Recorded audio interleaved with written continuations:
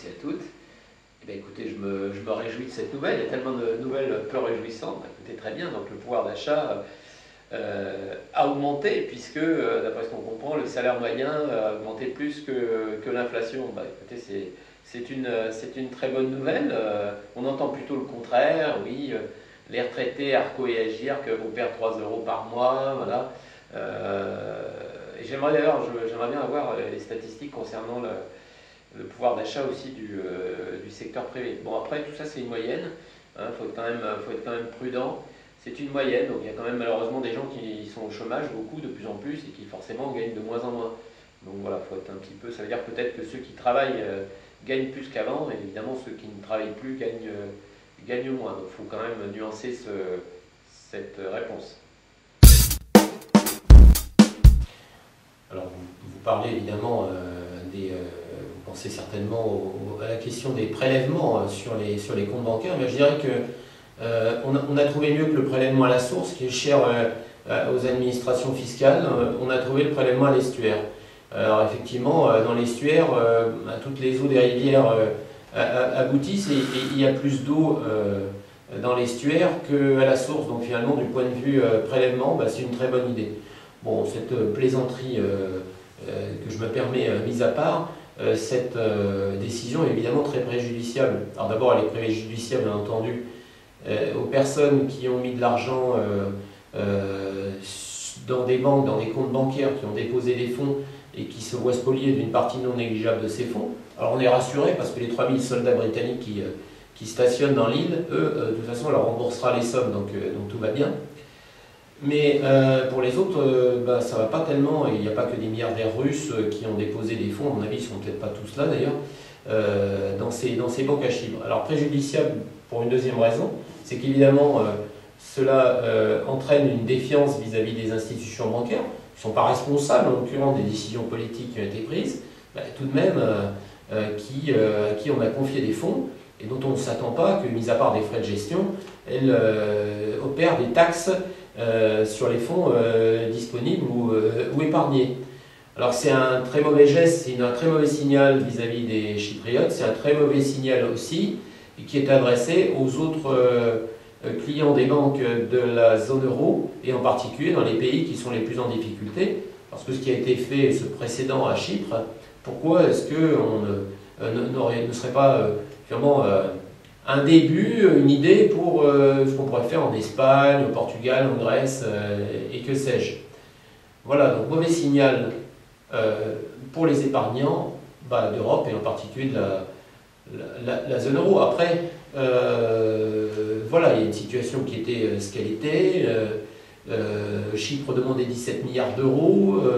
Le FMI et l'Union européenne, ou les institutions de la zone euro, en l'occurrence c'est l'Allemagne, parce que qui a de l'argent, il n'y a que l'Allemagne, faut être clair, on dit voilà c'est très bien, mais en échange il faut faire un effort. Et le gouvernement chypriote a été poussé ou bien a reçu des instructions, c'est ce qu'il semble, de la part du FMI et de l'Allemagne pour effectuer ce prélèvement. Donc on insiste dans les médias sur le fait que c'est un gouvernement conservateur, mais ça aurait été le gouvernement communiste précédent, il aurait été exactement dans la même situation.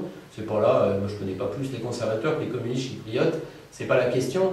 Ce que je veux dire par là, c'est que c'est une décision qui n'émane pas de Chypre. La situation de Chypre, elle n'a sûrement pas, enfin Chypre au sud, puisque les Chypriotes turcs, ils sont toujours sous l'obédience, plus ou moins, une république indépendante, plus ou moins sous l'obédience d'Ankara. Mais je pense que ce sont des pays un peu exotiques, il faut dire ce qui est, qui sont éventuellement sympathiques sur le plan touristique. En ce qui me concerne, j'aime bien d'ailleurs la Grèce en général et Chypre aussi. Mais sur le plan, disons, des finances, tout ça c'est un peu folklorique, certainement. C'est entre le paradis fiscal et puis les pays méditerranéens qui ne font pas toujours les choses d'une manière très très carrée. Mais ils étaient en dehors de la zone euro, ils ont voulu rentrer peut-être, on les a acceptés, c'était une mauvaise idée. C'était même une mauvaise idée pour eux, parce qu'effectivement, le fait d'être confortés par une zone euro plus vaste fait qu'ils ont accentué probablement leurs pratiques antérieures, en se disant de toute façon, je peux y aller, il y aura toujours quelqu'un pour me couvrir. c'est pas bien de leur part, mais en même temps, c'est vrai qu'on n'aurait pas dû les admettre dans la zone euro. Et je pense qu'il faut qu'ils la quittent. D'ailleurs, c'est une des solutions. Il faut qu'ils la quittent. C'est une des.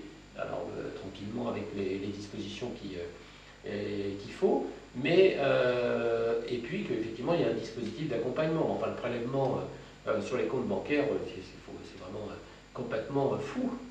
C'est complètement fou. Et ça crée effectivement une défiance. Je le disais tout à l'heure.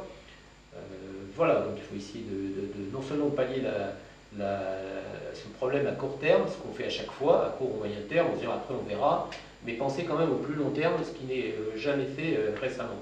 Et à ce propos, d'ailleurs, ça fait penser cette spoliation, il faut bien dire, même si on dit maintenant, bon, bah, tranquillisez-vous, il y aura une franchise pour les plus pauvres, heureusement, mais bon, on s'aperçoit que les arguments qui disent mais si tel ou tel pays quitte la zone euro, alors que manifestement ce n'est pas une bonne solution, en tout cas pour l'instant qu'il y soit, s'il quitte la zone euro, ça va être la misère pour les épargnants, ben on s'aperçoit, bon, on exagère un petit peu mais à peine, que la misère elle est là même avec la zone euro pour certains pays. Voilà. Oui, donc 35 c'est bien loin, j'ai l'impression que. Et bon, en même temps, ils ont raison de voir loin, parce que les retraites, par définition, c'est un sujet qui impacte aujourd'hui des personnes qui ont 25-30 ans et qui, dans 20 ans peut-être ou 30 ans, seront à la retraite. Donc, il vaut mieux anticiper le plus possible. Maintenant, je pense qu'il va y avoir des mesures tout de même urgentes de nouveau à prendre à une échéance beaucoup plus courte. Bon, à cet égard, bon, on a vu que l'accord Arco-Agirc, bon, c'est bien, ça nous fait gagner 2-3 ans. Et là, par contre, on n'a pas vraiment une visibilité extraordinaire. On a vraiment gagné, voilà, gagné un peu de temps, mais sans vraiment réfléchir. En même temps, Agirc-Arco, sur des complémentaires, par conséquent, sont quand même corrélés à la liquidation de la pension de base. Hein, donc, ils ne peuvent pas faire donc, aller plus vite aussi, comme on dit, que la musique et que le chef d'orchestre. Je ne sais pas si BMW signe plus meilleur résultat de son histoire uniquement grâce à la Chine.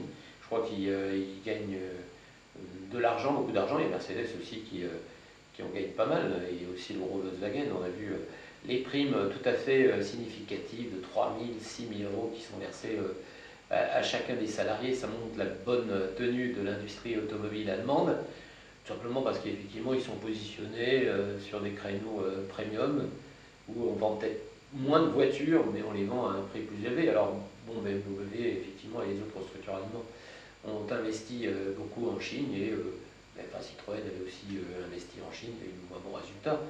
Ça participe du boom consumériste, je dirais, en Chine, dans la haute classe ou dans la classe moyenne haute, qui préfèrent, on voit bien à Paris, quand les Japonais, les Chinois, etc. viennent, bon, bah, ils font la queue devant les grands magasins, donc ils sont très attirés par le luxe, donc en particulier dans l'automobile, par les premiums qui sont souvent allemandes. Alors l'accord national interprofessionnel, qui a le joli nom d'ANI, qui parle beaucoup dans le droit social, mais pas beaucoup dans le milieu du droit social, mais pas trop au-delà. Bon, bah, on a fait un certain nombre d'avancées, je dirais, dans certains domaines. Bon, ça casse pas quand même 3 pattes à un canard. Alors la CGT, la FO, crient au loup, c'est scandaleux. Tout pour le patronat. Moi personnellement, je vois pas trop, peut-être que j'ai l'esprit mal tourné, mais je vois pas trop l'avantage vraiment pour les entreprises, si ce n'est effectivement que les entreprises, c'est-à-dire en l'occurrence d'ailleurs les PME, PMI, qui ne devaient pas obligatoirement souscrire ou faire souscrire leurs employés à des complémentaires santé vont devoir le faire. Donc ça représente un coût, c'est très bien pour les salariés certainement, mais bon, ça représente quand même un coût supplémentaire dans des temps qui sont difficiles. Après, on taxe les contrats très très courts, donc qui concernent certainement quelques grandes entreprises ou très grandes entreprises. Et puis il y a un peu plus de flexibilité, peut-être, qui me semble aussi concerner les très grands groupes. Pour les PME, PMI, franchement, je ne vois aucun avantage significatif de mon point de vue. Oui, on assiste à une montée phénoménale de la bourse de Paris, peut-être aussi d'autres bourses européennes, de Wall Street. Bon, c'est encore à la limite une autre affaire. C'est extraordinaire. On va atteindre bientôt 4000 pour le CAC 40 peut-être. Peut-être que d'ici 2 jours ça dégringole à 3500, mon propos n'a plus de sens. Mais enfin, on a une montée extraordinaire et une économie, je discute, alors on essaie toujours de positiver, des choses qui vont mieux, d'autres choses on l'a dit tout à l'heure, des choses qui sont pires. Enfin, franchement, une augmentation des taux de bilan depuis novembre, voilà, la croissance elle est atone, on cherche des économies partout, puis la bourse elle explose. Alors quelles explications? Bon, alors évidemment, il y a une explication toute bête qui est que bon, les sociétés qui sont dans le CAC 40 sont très internationalisées, par conséquent peuvent profiter d'une croissance forte dans les pays émergents, Amérique latine et surtout bien sûr Asie, voire aussi États-Unis. Et puis après, il y a de l'argent qui cherche à s'investir, qu'on n'arrive pas à placer effectivement sur les monétaires, puisqu'on a des rendements proches de zéro, et puis on se dit que là, il y a quand même des perspectives non seulement de dividendes, mais aussi en tout cas d'un minimum de rendement supérieur à celui de certaines obligations ou effectivement de SICAV ou de fonds monétaires. Voilà, bon.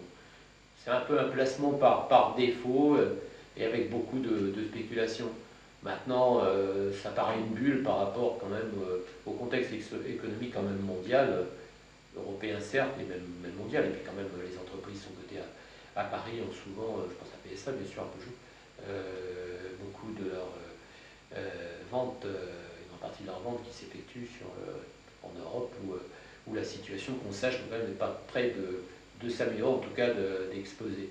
Donc moi je m'attends quand même à un recul peut-être brutal dans les quelques mois qui viennent.